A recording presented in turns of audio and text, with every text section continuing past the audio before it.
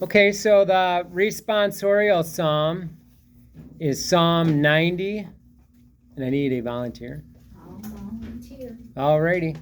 If today you hear his voice, harden not your hearts. If today you hear his voice, harden not your hearts. You turn man back to dust, saying, Return, O children of men, for 1,000 years in your sight are as yesterday, now that it is past, or as a watch of the night. Today you hear his voice, harden not your hearts. You make an end of them in their sleep. The next morning they are like the changing grass, which at dawn springs up anew, and by evening it wilts and fades. If today you hear his voice, harden not your hearts. Teach us to number our days aright, that we may gain wisdom of heart. Return, O Lord, how long? Have pity on your servants. If today you hear his voice, harden not your hearts. Fill us at daybreak with your kindness, that we may shout for joy and gladness all our days. And may the gracious care of the Lord our God be ours. Prosper the work of our hands for us. Prosper the work of our hands. If today you hear his voice, harden not your hearts. So this psalm is the only psalm that's attributed to Moses, Psalm 90. And they think it was written during the wilderness wandering. And if you recall, during that wilderness wandering, they did harden their hearts many times, so it starts off, return, O children of men. It first starts out with, you turn man back to dust. So, for you are dust, and unto dust you shall return. Ash Wednesday, So we are all going to be turning into dust when we die. Who cares? Yeah. God's providence isn't random. We're going to die when God ordains us to die. Yep. He knows when we're going to die, and we're all ordained to die at a certain time. We may have different thoughts on when that's going to happen, but it's going to happen when it's preordained. It's eternal. God's eternal. So for 1,000 years is nothing in his sight, really. I mean, that's, he's eternal. We're mortal. Our time is limited. Our time is fleeting. And so we can see how the difference is between God. That's part of his nature, who he is. He always is, I am. He always existed, he always will exist, and he will continue to exist. Want to know why he didn't give us 3 days? 3,000 years? You like that, wouldn't you? This is being realistic. It's not morbid, because we're all going to die. I mean, it's just a reality. That's morbid. No, it's not. Yeah. Well, I guess the first song I ever had was "Dust in the Wind" by Kansas. Yeah. So if that ever, that was my first album back in like the 1977. I was Foghat. Yeah. So What was it, Jim? Foghat. Fool for the city. And now you live in the country. Go figure. So teach us to number our days aright, that we may gain wisdom of heart. So we want to be eternally oriented, not on the things of this world, but things, toward heaven. Have pity on your servants. So have mercy on us. We need mercy.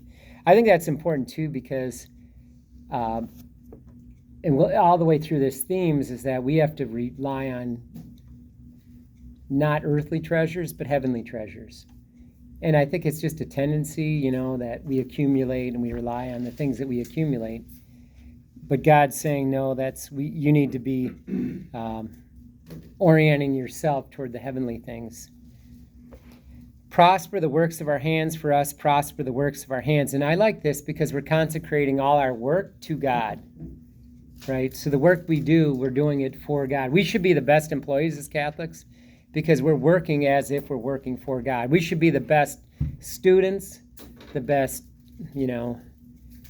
Navy, person. I mean, everything, because you're doing it not just for yourself, but you're doing it for God. And you're bringing glory to God by the way you are that person. You're going to be people of integrity, in anything you do. And so when people see you, that'll help them, when they see you, they'll be seeing Christ. That's ultimately, they'll say, wow, there's something about that person, that's special. And that's how people become believers. It's not because of somebody talking, it's because of how they live and how they act and how they see, they treat other people. That's typically how, it's one at a time, typically. Well, yeah, see it with the employees, they all need God. We all do. I'm glad I'm not like those employees. No, I mean the ones that you go to places and you say Oh, yeah, no. yeah. It's like, I know, I'm always one to say, because that's really, we need it too. Because our standards now, when we look at, we're looking at things in our standards, but our standards are a lot lower than God's standards. He's saying, be in the state of trying to perfect yourself. you know, And it's human nature, I think, to kind of rest on our laurels. You're going along and you're not striving. You're not in a continual statement of striving to be better. Like, well, I'm good enough. I'm doing enough. That's we should be pushing to do more. Can I do more? And then St. Alphonsus Liguori, his feast day, I think, was yesterday. But, he was worried about whether or not he should have just dry moldy bread or he could put a little peanut butter on it. That was, it's like, he was worried that was, so he was really, this guy was a great saint, and he, but I think we, we may have lowered our standards and we have so much, and that's kind of part of the problem. well, the standards are lower because it's like, yeah, the standards are lower because when you go to places, it's like, you should be happy I'm here to even serve you. That's how that's what you get now. A lot of times they don't even say thank you, so I always have to do it to them. Well, thank you. I hope you have a better day. Yeah, that's good. And God bless you. Always add that.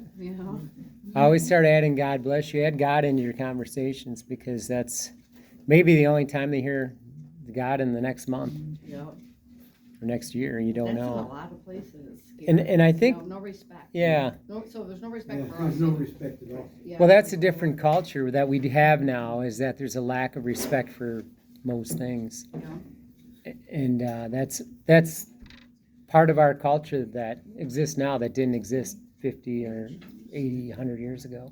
It never was like that. Right. Yeah, it's about me, myself, and I. And we'll get into that when we get into the gospel.